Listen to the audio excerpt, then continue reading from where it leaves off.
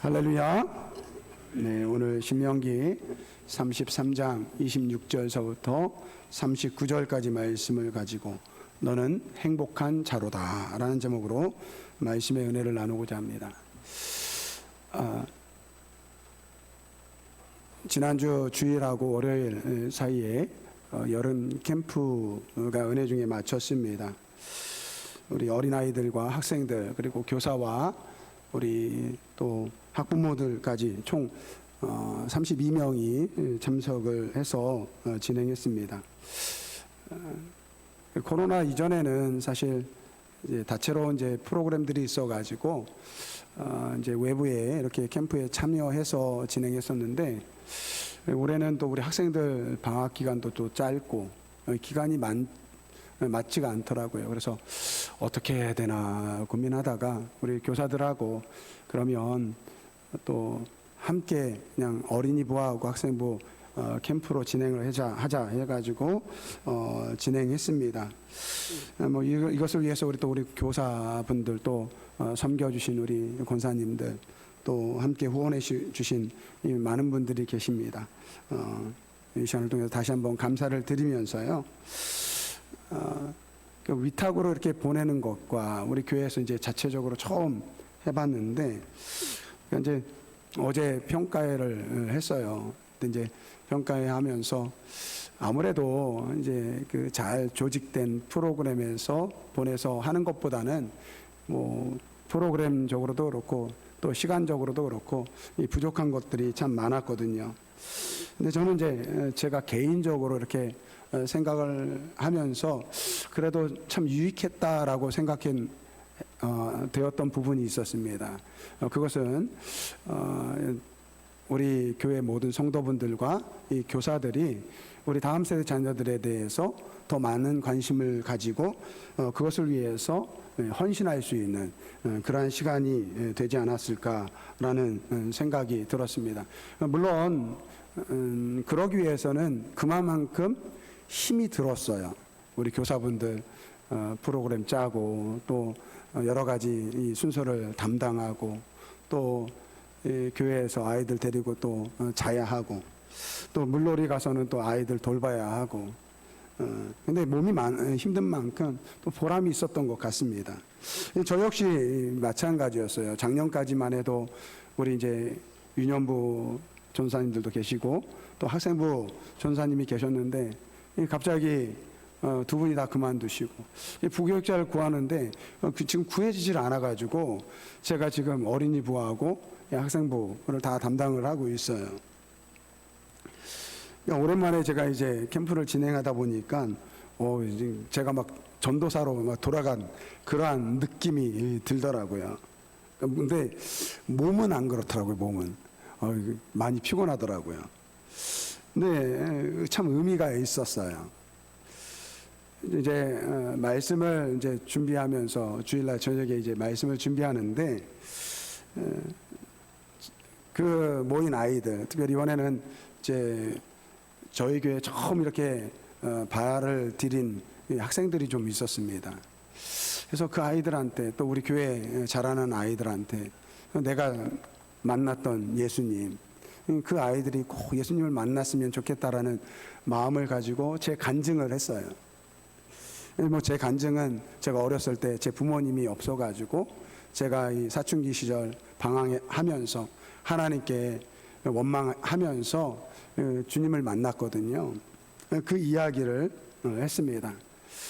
주책 없이 또 막 눈물을 흘리면서 간증을 했어요. 캠프 끝나고 이제 월요일날 저녁에 자체 평가를 했습니다. 집에서 자체 평가를 했어요. 이제 우리 아이들이 그 자리에 다 있었는데 그런 생각이 들더라고요. 이제 이 아이들도 제가 이제 그러한 부모님, 자기 친구들 앞에서 또 자기 동생들 앞에서 제가 부모님이 일찍 돌아가셔가지고 그러한 제 개인적인 이야기를 한 것을 좀 부끄럽게 생각하지 않을까라는 생각이 들어가지고, 야 너희들은 아빠가 그런 이야기 하는데 좀 부끄럽지 않냐 이렇게 이야기했더니 괜찮다라는 거예요. 그러면서 오히려 그러한 상황 속에서 지금의 아빠로 이렇게 있는 것이 자기는 자랑스럽다 그렇게 이야기를 하더라고요. 참 기특하죠. 그러면서 저한테 그런 이야기예요. 아빠, 그런데 왜 아빠는 항상 부모님 안 계신 것만 이야기하느냐. 아빠가 지금까지 정말 오늘 목사님이 되기까지 하나님이 주신 그런 축복들 아빠가 자랑할 만한 것 많지 않느냐, 그런 이야기를 하는 거예요. 그래서 생각해 보니까 또 그 말이 맞아요. 제가 부모님이 일찍 잃어가지고 그러한 간증을 하지만 사실 제 삶 속에서 하나님께서 제게 주신 이 축복들이 참 많거든요. 이 시간에 그러한 자랑을 하라고 하면요, 참 할 게 많아요. 정말 제가 초등학교 1학년 때 받아쓰기를 하면요, 빵점이 빵점. 그런 제가 대학에 들어가고 또 어렸을 때부터 이 과학자가 되기 위해서 꿈을 꾸었는데 그 꿈을 이루기 위해서 이 미국에 갈 수 있는 길을 또 열어주시고, 그 아무도 없는 이 미국 땅에 가서 공부하는데 그때 신앙에 이렇게 함께 신앙생활하는 그 공부하는 친구들을 만나게 해주시고, 또 교회를 통해서 적적할 수밖에 없는 그러한 미국 생활인데 이 교회 생활에 그 청년들과 함께 금요일마다 이 기도회 가가지고 새벽 1시, 2시까지 같이 자기의 삶을 나누고 기도하면서 위로받았던 그런 시간들이 있었습니다. 또 과학자가 되겠다는 저를 그냥 하나님이 확 진로를 변경시켜가지고 이 목사가 되게 했고, 오늘 이렇게 이 아름다운 교회 이 목사로 지금 목회를 하고 있습니다. 이 모든 것이 사실 자랑할 만한 것이죠. 근데 제가 자랑을 하지 못했어요. 그것은요, 제가 예수를 만나고 예수를 믿고 살아가는 것이 가장 귀하기 때문에 그런 것 같습니다. 이 빌립보서 3장 7절과 8절 말씀에 이 바울 사도가 그런 이야기예요. 그러나 무엇이든지 내게 유익하던 것을 내가 그리스도를 위하여 다 해로 여길 뿐더러 또한 모든 것을 해로 여김은 내 주 그리스도 예수를 아는 지식이 가장 고상하기 때문이라. 내가 그를 위하여 모든 것을 잃어버리고 배설물로 여김은 그리스도를 얻었다, 이렇게 이야기하고 있어요. 저는 자랑할 것이 많지만 제가 예수를 믿어 하나님의 백성 된 것이 제게는 가장 큰 자랑이에요. 그래서 제가 자랑할 때마다 예수님을 만난 것을 자랑을 하는데, 여러분, 제가 예수 믿어서 하나님께서 주신 복이 있습니다. 그래서 이제는 그러한 복을 좀 자랑을 해야 될 것 같아요. 내 자랑하겠다라는 것이 아니라 예수 믿어서 내가 복받은 사람이었다라는 것을 자랑해도 괜찮을 것 같아요. 그 중에 하나가 나는 재건 아름다운 교회 담임 목사다, 이런 자랑해도 괜찮겠죠? 네.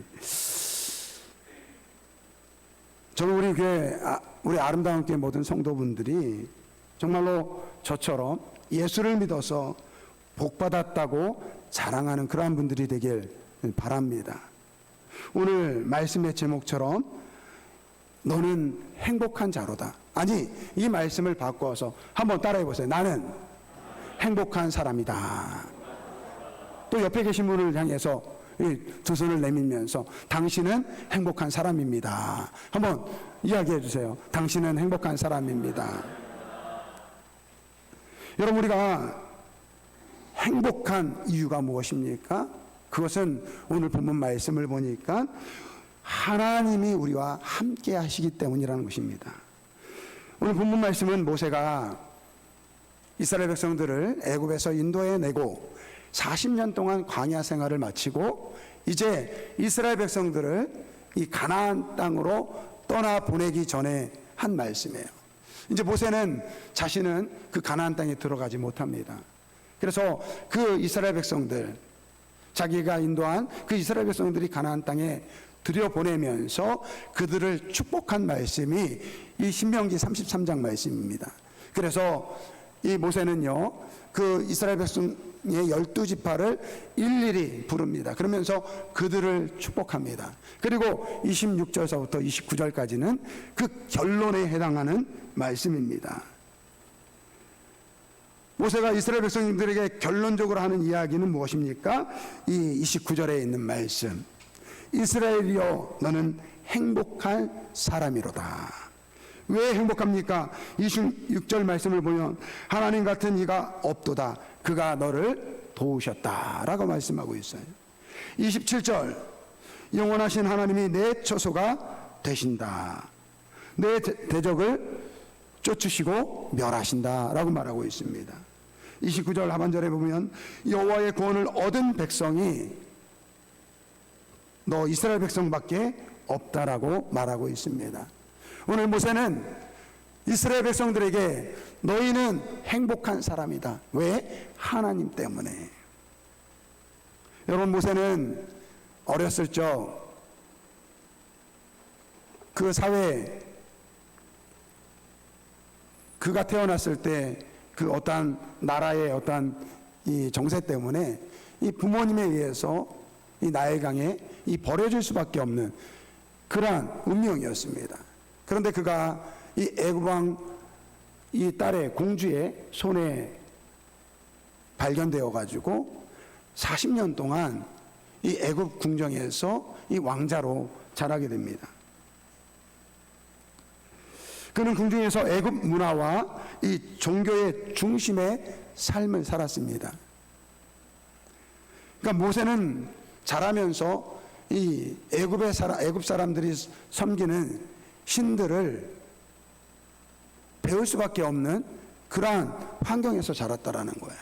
그런데 그는 또한 어렸을 적 자기의 어머니로부터 자기의 민족은 히브리 민족이고 히브리 민족은 여호와 하나님이 계시다라는 것을 또 알고 있었어요.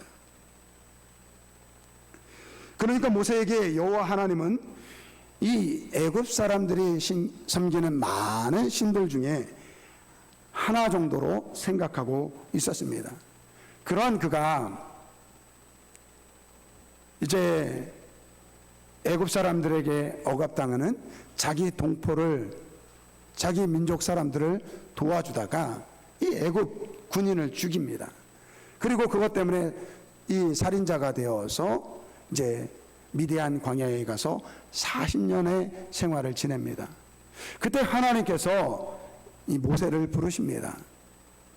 시내산 떨기나무 곁에서 하나님께서 그를 부르시면서 이스라엘 민족을 그 애굽 땅에서 인도하도록 내가 너를 부른다. 그 부르심을 받게 됩니다.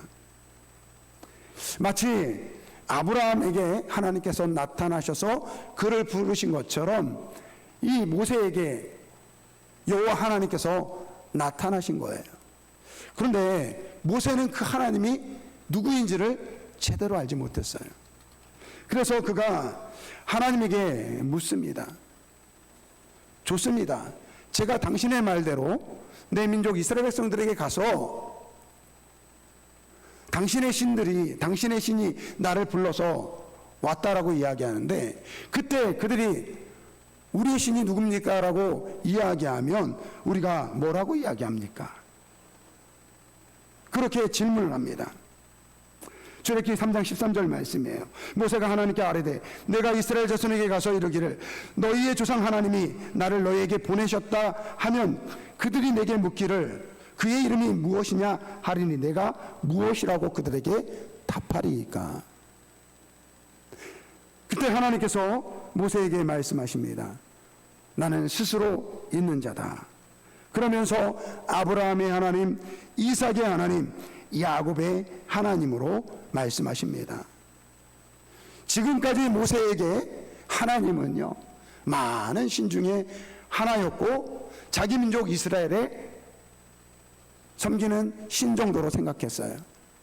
근데 오늘 이 말씀을 통해서 하나님께서 아브라함을 부르신 것처럼, 그 하나님이 아브라함의 하나님이 된 것처럼 오늘 이 사건을 통해서 모세는 하나님을 나의 하나님으로 받아들이기 시작했다는 것입니다. 여러분, 우리가 살아가면서 여러분, 하나님은 나의 하나님이 돼야 돼요.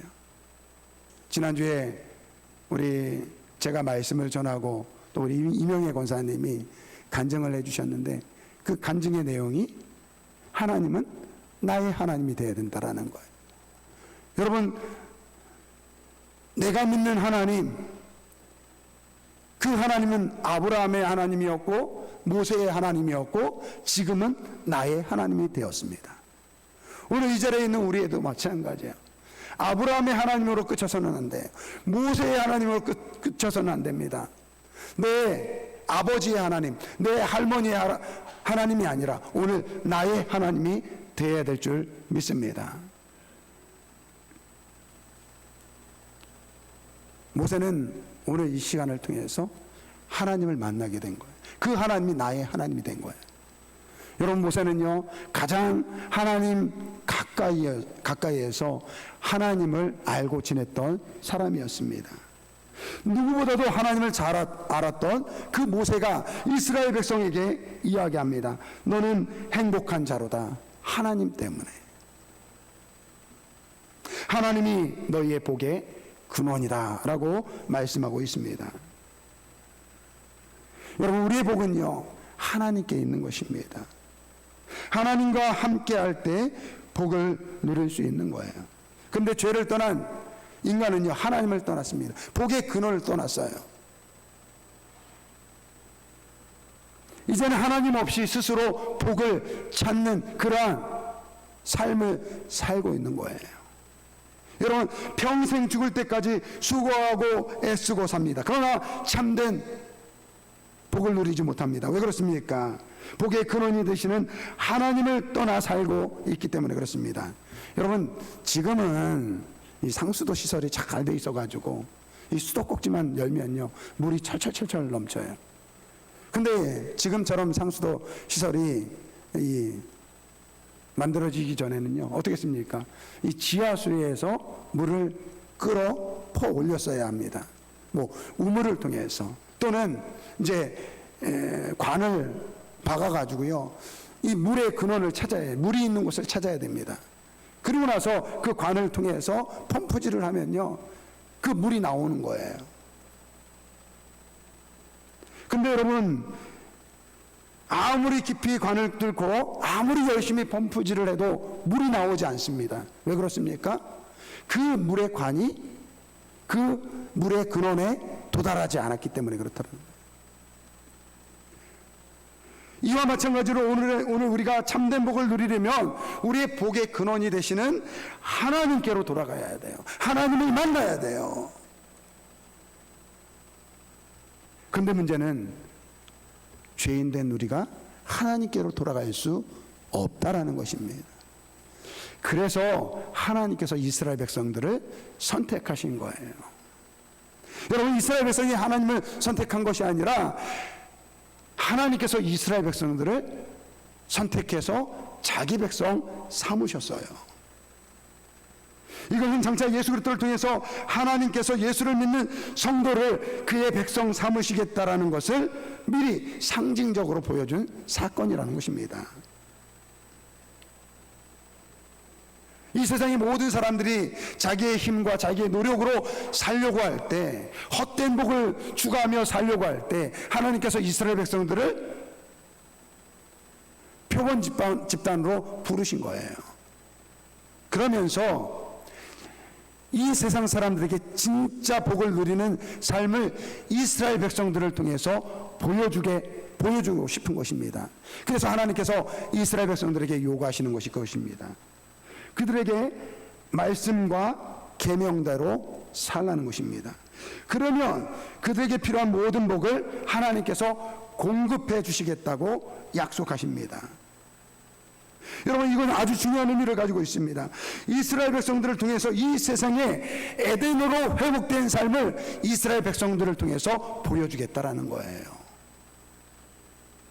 인간이 스스로 수고하고 노력해서 얻어지는 복이 아니라 하나님을 기뻐하고 즐거워하면 우리가 찾는 복이 아니라 하나님이 주시는 복을 주겠다라는 것입니다. 그러니까 우리가 수고하고 노력해서 얻는 복이 아니라, 이를 이스라엘 백성들에게 하나님께서 계명과 율법을 주시면서 나를 기뻐하고 즐거워하며 살면은 내가 너희에게 필요한, 너희들이 수고하고 너희가 노력하면서 얻는 복을 내가 다 공급해 주겠다라고 말씀하고 있는 거예요. 여러분, 이게 얼마나 놀라운 축복입니까? 그런데 이스라엘 백성들이 이 하나님의 복을 누리지 못했습니다. 왜 그렇습니까? 그들은요, 지금까지 여느 다른 민족과 다른 백성들과 똑같은 모습으로 살아갔습니다. 내가 수고하고 내가 노력해서 얻는 것으로 살아왔습니다. 그런데 하나님께서 전혀 다른 방식으로 살라고 말씀하세요. 내 말씀대로, 내 계명대로 살면 너에게 필요한 것들을 다 공급한다고 말씀하세요. 그런데 이게 이스라엘 백성들이 지금까지 살아왔던 방식과 너무 다른 거예요. 그러니까 이해가 되지 않는 것입니다. 한 가지 예를 들어보겠습니다.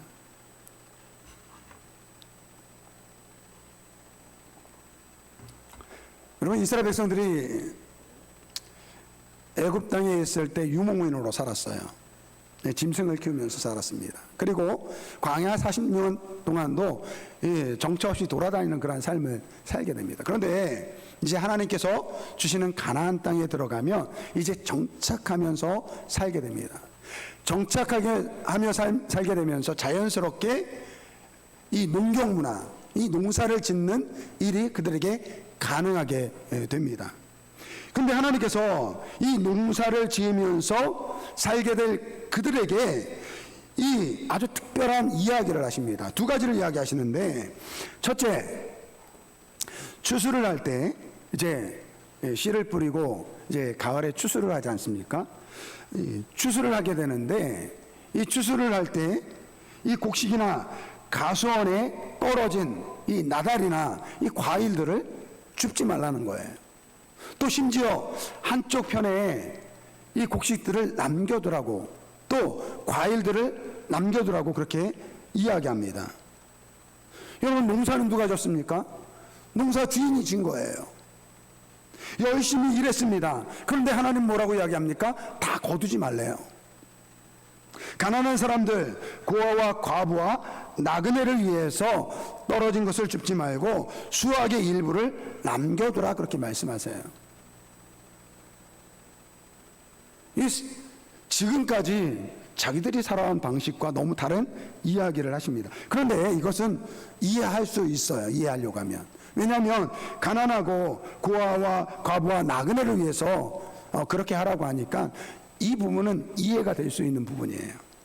그런데 이 둘째 말씀이 이해가 안 되는데, 이 농사를 지을 때 하나님께서 7년마다 안식년을 말씀을 하세요.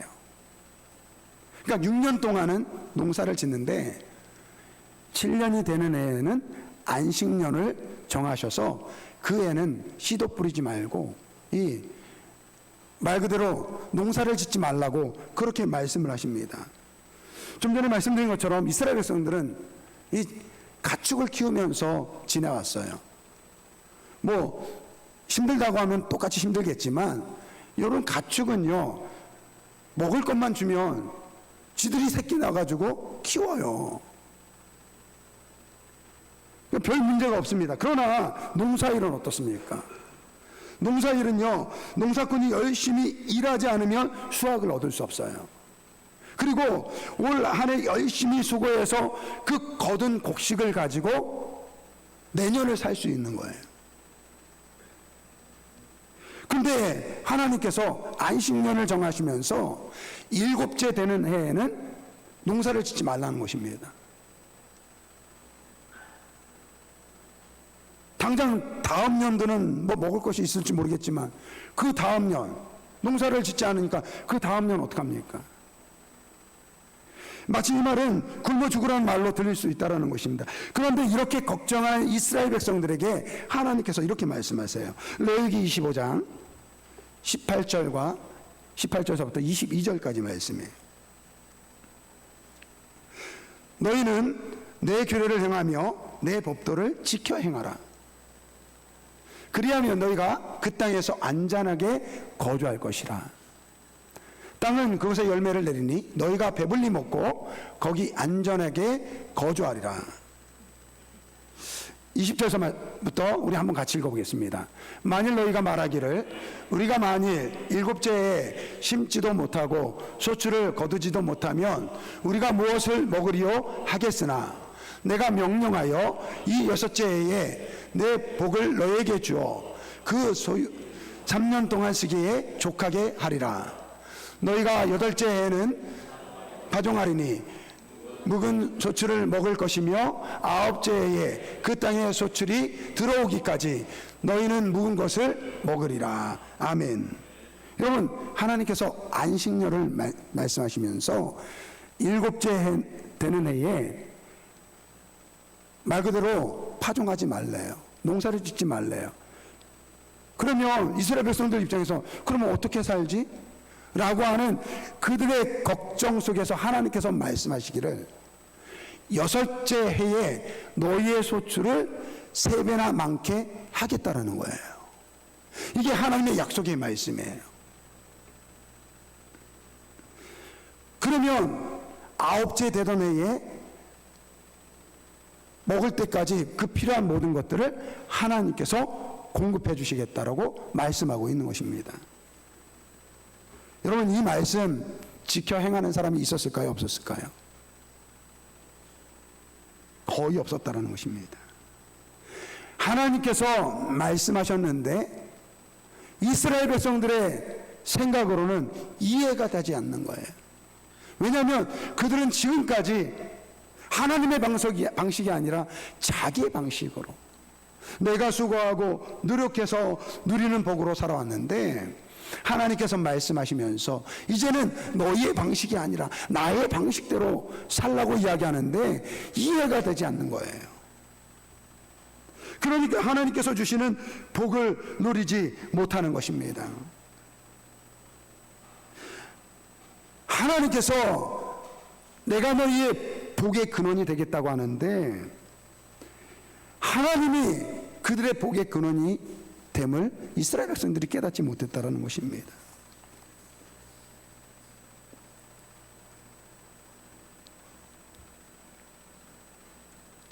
여러분, 오늘 이 땅에 살아가는 오늘 우리는요, 하나님께서 이스라엘 백성들을 자기 백성 삼으신 것처럼 예수 그리스도를 통해서 우리를 하나님 백성 삼아 주신 줄 믿습니다.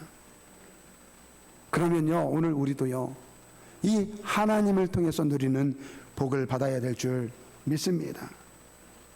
내가 수고해서 노력해서 얻어지는 복이 아니라 하나님을 기뻐하고 즐거워하면서 그 안에서 하나님께서 주시는 복으로 살아가야 될 줄 믿습니다. 그때 하나님께서 주시는 것에 만족할 수 있는 것이고 그때 하나님께서 주시는 것으로 감사할 수 있는 것입니다. 여러분, 우리가 예수를 믿는다고 해서 하나님 백성이 된다고 해서 전혀 다른 세상을 살고 있습니까? 아니요, 똑같은 세상 살고 있어요. 여러분, 2주 전에 서울과 중부지방에 많은 비가 내려서 큰 수해를 입었습니다. 여러분, 예수 믿는 사람들은 한 명도 수해를 안 입었대요. 교회들은요 하나도 잠기지 않았대요. 그러면 얼마나 좋겠습니까? 그런데요, 예수 믿는 가정도 수해를 입었고요, 지하에 있는 교회들도요 비 피해를 입었습니다. 그러나 그러한 현실이 하나님이 우리의 복의 근원이라는 그 사실을 부인하지 못한다라는 것입니다. 여러분, 송명희 시인 아시죠? 송명희 시인이 9달 만에 태어났다고 합니다. 그런데 의사가 이 소뇌를 잘못 건드는 바람에 이 뇌성마비가 되었다고 합니다. 근데 이제 집안이 가난하니까 제대로 이 딸을 제대로 이제 돌볼 수 없는 거예요. 그러면서 이제 10살이 되면서 이제 자기에 대해서 또 이제 신앙생활을 했었나 봐요. 하나님에 대해서, 자기의 삶에 대해서 이 비관적인 생각을 갖게 된 거예요. 자기가 이렇게 태어난 것도 원망스럽고, 자기를 제대로 돌봐주지 못하는 부모님도 원망스럽고, 또 자기를 이렇게 낳게 만든 하나님도 원망스러운 것입니다. 그러니까 육신도 망가졌지만 그의 영혼도 점점 망가지고 있는 거예요.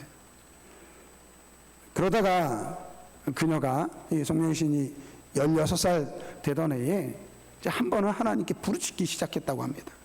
하나님, 제발 저를 만나주세요. 제발 저를 만나주세요. 저를 만나주시면 제 모든 것을 드리겠습니다. 그러다가 이제 환상 중에 밝은 빛이 비치면서 이 두루마리 같은 책이 나오는데, 그 책이 펼쳐지는데 이 뭐 영어도 아니고 한글도 아니라고 합니다. 그런데 그것을 자기가 읽을 수 있었다고 합니다. 거기에는 이렇게 써 있대요. 하나님을 믿으라. 내가 하나님을 믿지 아니하면 죽으리라. 하나님을 믿으라.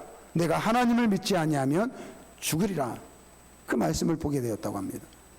그리고 나서 그 해에 이 부흥회를 참석했다가 그때 비로소 자신이 죄인임을 깨달으면서 통곡하고 울기 시작했다고 합니다. 그렇게 원망하던 하나님을 아버지라 부르기 시작했다고 합니다. 말씀을 보면서 기도하기 시작했고, 자신을 위해서 죽으신 예수 그리스도의 십자가의 그 사랑이 너무너무 크다라는 것을 알게 되었다고 합니다. 이제 원망이 사라지면서 감사가 넘치는 거예요. 기쁨이 넘치는 거예요. 그래서 이 기쁨을 좀 누구한테 전하고 싶은데 이 전할 길이 없으니까 이 하나님이 주시는 그 은혜를 글로 쓰기 시작했다고 합니다. 그렇다고 해서 또 좌절이 없었던 것은 아니에요. 이 굴곡진 삶이 계속되었습니다. 그럼 오늘 우리의 인생도 그런 것 같아요. 여러분, 은혜 받았다고 마냥 좋은 게 아니에요. 또 어느 때는 또 좌절하게 돼요. 또 그 좌절을 잘 극복하면요, 믿음으로 잘 극복하면 또 하나님이 은혜를 주시는 거예요. 이 송영희 시인도 마찬가지였습니다. 그렇게 하나님의 은혜를 받았지만 또 자신의 이 삶을 바라보면 아무것도 할 수 없는 그러한 현실 속에서 또 좌절하고, 그러다가 이분이 원래 몸담았던 교회에서 이사를 하면서 이제 그 교회를 떠나오게 되는데, 그때 당시에 자기가 있었던 교회에서 자기를 잘 이렇게 알아주고 돌봐줬던 언니가 있었다고 합니다. 근데 그 언니와 이제 어쩔 수 없이 이제 교회로 옮기면서 떠나지게 이별하게 된 거예요. 그때 너무너무 슬퍼가지고 이 송영희 시인이 이렇게 하나님께 외쳤다고 합니다. 주님, 나는 아무것도 없어요. 친구도 집도 휠체어도 아무것도 없어요. 그때 하나님께서 그에게 내가 불러주는 시를 써봐라 라고 그런 음성이 들리더랍니다. 그리고 하나님께서 말씀하신 대로 그 시를 쓰는데, 나 가진 재물 없으나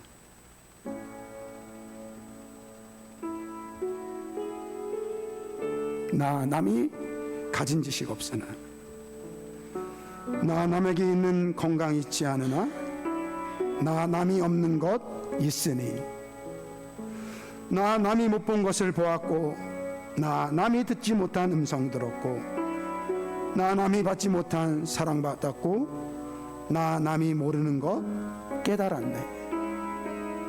공평하신 하나님이 나 남이 가진 것 없지만 나 없지만 공평하신 하나님이 나 남이 없는 것 갖게 하셨네.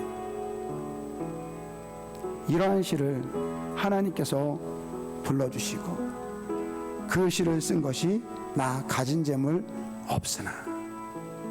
여러분, 송영희 시인이 이 하나님의 음성을 듣고 그 아픈 몸이 나아진 것이 아니에요.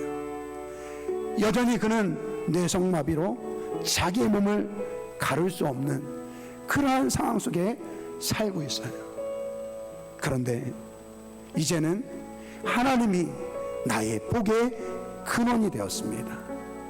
그 어떠한 상황 속에서 하나님께서 주시는 복으로 만족하고 기뻐하고 살아갈 수 있게 되었다고 합니다. 여러분, 오늘 모세가 이스라엘 백성들에게 이야기합니다. 너희는 행복한 자로다. 오늘 우리 아름다운 교회 성도분들은 하나님 안에서 행복한 사람이 되어야 될 줄 믿습니다. 하나님이 우리의 복의 근원이 되시기 때문에 이 복을 누리는 우리 모두가 되길 주님의 이름으로 축원드립니다. 오늘 이 결단의 찬양 우리 드리면서 하나님이 나의 복의 근원입니다. 하나님을 통해서 주시는 그 복을 누리는 우리가 되게 하여 주옵소서. 우리 이렇게 고백하며 이 찬양 드립니다. 가진 재물 없으나 나 남이 가진 지식 없으나 나 남에게 있는 건강 있지 않으나 나 남에게 있는 건강 있지 않으나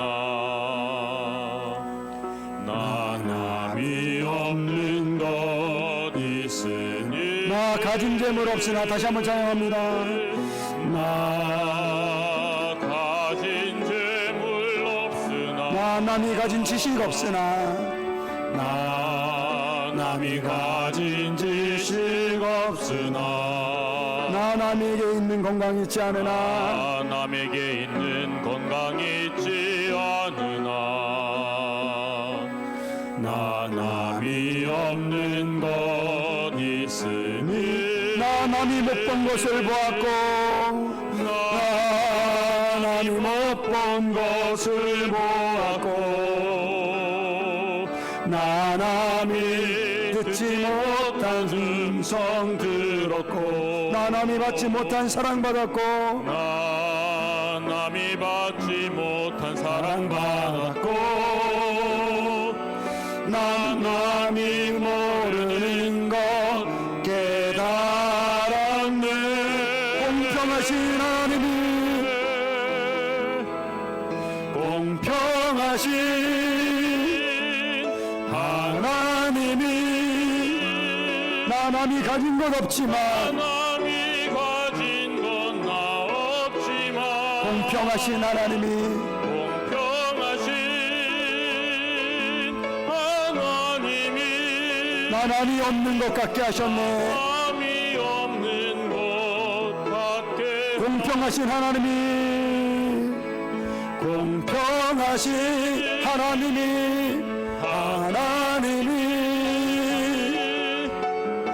나 남이 가진 건 없지만 공평하신 하나님이 공평하신 하나님이 나 남이 없는 것 같게 하셨네. 남이 없는 것 같게 하셨네. 우리 이 시간 같이 기도합니다. 하나님께서는 이미 우리에게 복의 근원이 되셔가지고 우리가 누릴 수 있는 많은 복을 이미 우리에게 주셨어요. 그런데 우리가 그 복의 근원 되신 하나님을 바라보지 못하니까 현실에서 원망하고 불평하는 것이 아닐까 생각이 듭니다. 여러분, 복의 근원 되신 하나님을 바라보시길 바랍니다. 공평하신 하나님이 나 남에게 가진 것 없지만 공평하신 하나님이 나 남에게 없는 것 갖게 하셨네. 어쩌면 이미 우리에게 너무 많은 것을 하나님께서 우리에게 베푸시고 계세요. 그런데 우리가 그것을 깨닫지 못하는 것 같습니다. 이 시간에 우리가 한번 같이 통성을 기도하면서 하나님, 내게 주신 그 하나님의 복을 바라보길 원합니다. 하나님은 나의 복의 근원이 되십니다. 이렇게 고백하면서 우리 주여 일창 부르고 기도하겠습니다. 주여, 사랑과 은혜가 많으신 아버지 하나님, 하나님은 우리의 복의 근원이 되십니다. 아버지 하나님, 내게 이미 많은 것을 주셨고 아버지여 주셨지만 내가 믿음이 부족해서 아버지 원망하고 불평했던 우리의 연약함을 용서하여 주옵소서. 이제는 하나님께서 내게 주신 것으로 만족하며 기뻐하며 감사하는 우리 아름다운 교 모든 성도들 되게 하여 주옵소서. 아버지 복의 근원 되시는 하나님을 붙잡고 하나님이 내게 주시는 것으로 만족하고 기뻐하며 즐거워하는 우리 모두 되게 하여 주옵소서. 하나님, 우리 아름다운 교 모든 성도들 아버지 이 하나님을 찬양하게 하여 주옵소서. 하나님을 더욱더 기뻐하며 즐거워하며 하나님을 사랑하는 우리 아름다운 교회 모든 성도들 되게 하여 주옵소서. 아버지여, 오늘도 아버지 주님 앞에 전해 나왔습니다. 우리 형편에서 하나님께서 주신 베풀어 주신 그 놀라운 하나님의 은혜를 감사하며 아버지 노래하는 저희들 되게 하여 주옵소서. 공평하신 하나님께서 내 남에게 간진 모든 것 아버지 우리에게 주셨음을 고백하는 시간 되게 하여 주시고 아버지 하나님께서 주신 것으로 만족하며 하나님께 감사하며 살아가는 저희들 되게 하여 주옵소서. 아버지 복의 근원 되시는 하나님, 너는 아버지 행복한 자로다 그 말씀하신 것처럼 이 행복을 누리는 아버지 우리 모두 되게 하여 주옵소서. 감사하며 예수님 기도합니다.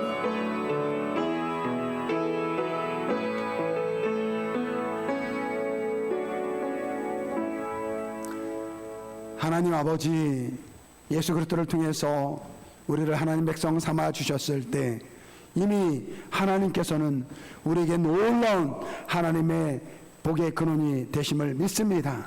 아버지 하나님, 우리가 하나님께서 베푸신 그 많은 복을 아버지 바라볼 수 있는 믿음의 사람들 되게 하여 주옵소서.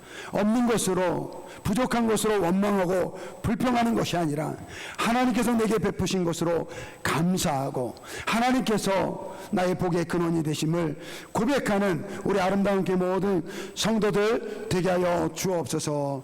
예수님의 이름으로 기도드립니다. 아멘.